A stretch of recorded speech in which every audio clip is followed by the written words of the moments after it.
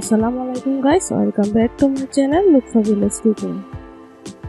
তো বন্ধুরা, চলুন বিকালের নাস্তার জন্য ঝটপট কিছু বানিয়ে নিই। যেসব উপকরণগুলো আমাদের কিচেনে সবসময় থাকে, হাফ কাপ আটা আর 2টা ডিম দিয়ে দারুণ মজার একটা নাস্তার রেসিপি আজকে শেয়ার করব। যারা যারা সহজ টাইপের নাস্তা রেসিপি পছন্দ করেন তারা এই রেসিপিটা ট্রাই করতে পারেন। আশা করছি আপনাদের ভালোই লাগবে। আর ভালো লাগলে আপনাদের কাছে একটা রিকোয়েস্ট রইল, যারা যারা এখনো আমার চ্যানেলটা সাবস্ক্রাইব করেননি প্লিজ বন্ধুরা চ্যানেলটা সাবস্ক্রাইব করে পাশে থাকা বেল বাটনটাও ক্লিক করে রাখবেন। তাহলে এরকম সহজ ও মজাদার নাস্তার রেসিপির নোটিফিকেশন সর্বপ্রথমে আপনার কাছে পৌঁছে যাবে। এই নাস্তাটা তৈরি করার জন্য প্রথমে আমি একটা মিক্সিং বোলে নিয়ে নিয়েছি হাফ কাপ পরিমাণ পেঁয়াজ কুচি। পেঁয়াজটা একদম চিকন করে কেটে নিয়েছি। তারপর নিচে এখানে 1 টেবিল চামচ ধনেপাতা কুচি, হাফ টিস্পুন জিরা গুঁড়া, হাফ টিস্পুন চাট মশলা, দিয়ে দিচ্ছি স্বাদ মতো লবণ। তো এখন উপকরণগুলো ভালো করে একটু হাতের সাহায্যে মেখে নিচ্ছি। তো মাখা হয়ে গেলে এখানে আমি 2টা ডিম দিয়ে দিচ্ছি রুম টেম্পারেচারে থাকা। ডিমটা দিয়ে ভালো করে উপকরণের সাথে ফেটিয়ে নিতে হবে। সবগুলো উপকরণের সাথে ডিমটা দিয়ে আমি একটা চামচের সাহায্যে ভালো করে ফেটিয়ে নিয়েছি। এখন এটা আমি সাইডে রেখে দিচ্ছি। আরেকটা বলে নিয়ে নিয়েছি 1/3 কাপ পরিমাণ আটা। আরেকটা বলে নিয়ে নিয়েছি হাফ কাপ পরিমাণ আটা, 3 টেবিল চামচ সুজি, 1 টেবিল চামচ ধনেপাতা কুচি, 1 টেবিল চামচ ম্যাগি মশলা, হাফ টিস্পুন জিরা গুঁড়া, আর দিয়েছি হাফ টিস্পুন বেকিং পাউডার। এখানে আমি বেকিং পাউডারটা ইউজ করছি, আর বেকিং সোডা ইউজ করলে কিন্তু পরিমাণ আর একটু কম দিতে হবে।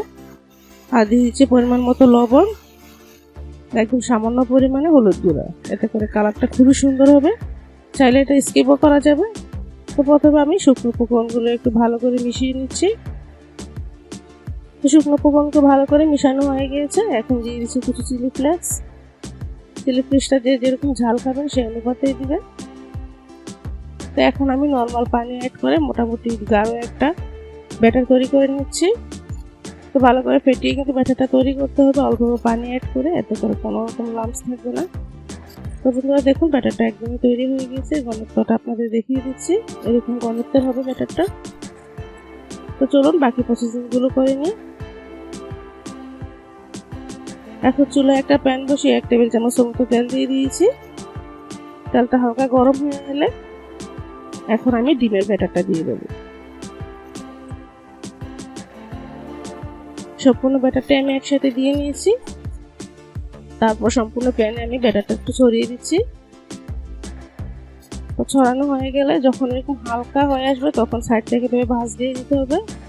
এরকম কাঁচা থাকা অবস্থায় কিন্তু ভাঁজটা দিতে হবে, তা না হলে কিন্তু যদি হওয়ার পর ভাঁজটা দেন তাহলে কিন্তু ভাঁজটা খুলে যেতে পারে। তাই এরকম কাঁচা থাকা অবস্থায় ভাঁজটা দিতে হবে, আর খুবই সাবধানে কাজটা করতে হবে যেহেতু ডিমটা এখনো নরম আছে। তাই আস্তে আস্তে ভাঁজটা দিয়ে নিচ্ছি আমি। তো বন্ধুরা দেখুন ভাঁজটা অলরেডি কিন্তু দেওয়া হয়ে গিয়েছে। এভাবে ভাঁজটা দিতে হবে। তো যখন এক সাইডে হয়ে আসবে তখন উল্টিয়ে দিতে হবে। 2টা এরকম হাতলের সাহায্যে উল্টিয়ে দিচ্ছি। তারপর আমি পিস করে কেটে নেব। যেরকম সাইজের নাস্তাটা তৈরি করবেন সেই অনুপাতে পিস করে কেটে নিতে হবে। তো আমি এরকম সাইজের করে কেটে নিচ্ছি লম্বা লম্বা করে।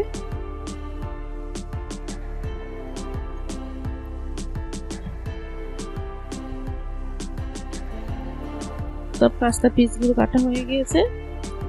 এখন আমি নামিয়ে নিচ্ছি। নামানোর সময় একটু সাবধানতা অবলম্বন করে নামাতে হবে যেহেতু ডিমটা একটু নরম হয়। আস্তে আস্তে আমি ডিমগুলো নামিয়ে নিচ্ছি। তারপর আমি চুলায় প্যান বসিয়ে দিয়েছি। তেলটা যখন গরম হয়ে এসেছে এখন আমি যে আটার ব্যাটারটা তৈরি করতে চাই ব্যাটারে একটা ডিম ভালো করে কোট করে তারপর গরম থাকা অবস্থায় তেলটা দিতে হবে। আর তেলটা কিন্তু একদম গরম থাকতে হবে। গরম হওয়ার পর চুলার জালটা কিন্তু একদম মিডিয়ামে নিয়ে যেতে হবে। তারপরে এরকম নাস্তাগুলো একে একে দিয়ে দিতে হবে। তো নাস্তাগুলো যখন এক সাইডে হালকা হয়ে আসবে তখন একটা চামচের সাহায্যে ভালো করে উল্টিয়ে দিচ্ছি আমি। এর আগে কিন্তু নাড়াচাড়া করবেন না, তাহলে কিন্তু ভেঙে যেতে পারে। তো নাস্তাগুলো কিন্তু এভাবে আমি উল্টে পাল্টে একটু ব্রাউন কালার করে ভেজে নেবো। আর চুলার হিটটা কিন্তু অবশ্যই মিডিয়ামে রেখে ভাজবেন। তো বন্ধুরা, নাস্তাটা একদম ক্রিস্পি করে ভাজা হয়ে গেছে। এখন আমি তেল থেকে তুলে নিচ্ছি। তো দেখুন ফাইনাল লুকটা দেখতে কতটা সুন্দর দেখাচ্ছে। বাচ্চা বড় সবাই কিন্তু খেতে খুবই পছন্দ করবে। খুবই লোভনীয় একটা নাস্তার রেসিপি। তো বাসায় ট্রাই করবেন, আশা করছি আপনাদেরও ভালোই লাগবে। ভালো লাগলে আমার চ্যানেলটা সাবস্ক্রাইব করার অনুরোধ রইল। আর ছোট্ট একটা লাইক দিয়ে আপনার ফ্রেন্ডস এন্ড ফ্যামিলির সাথে শেয়ার করে দিবেন। আর এরকম মজার মজার আরো রেসিপি দেখতে চাইলে অবশ্যই আমাকে কমেন্ট করে জানাবেন। আপনার লাইক এবং কমেন্ট আমাকে অনেক দূরে এগিয়ে যেতে সাহায্য করবে। তো আজ এখানে শেষ করছি। নেক্সট ভিডিওতে আবারও দেখা হবে। টাটা।